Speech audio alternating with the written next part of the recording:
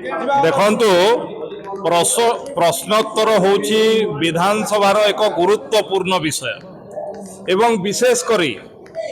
विरोधी दल केबे प्रश्नोत्तर कार्यक्रम को बंद कराए नहीं किंतु एठी विलक्षण देखा जाउची कारण विरोधी दल को को भली भाव में विरोधी दलर भूमिका निर्वाह करिवार अछि जणा नहीं 25 वर्ष धरी शासन रे रही विरोधी दल केमती आचरण करने को है केमती व्यवहार करने बोधे भूली गले मु आगु गृह भितर कहूँ पुणी थे कहूँ टी ट्यूशन हो जातु विरोधी दलर भूमिका केमती रहा कथा एवं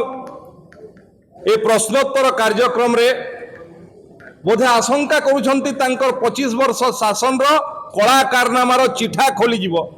अनेक चिठा भी प्रश्नोत्तर माध्यम खोलुची सेही भୟରେ प्रश्नोत्तर कार्यक्रम को बंद करुचंती एवं विधायक मानकर समस्त विधायकर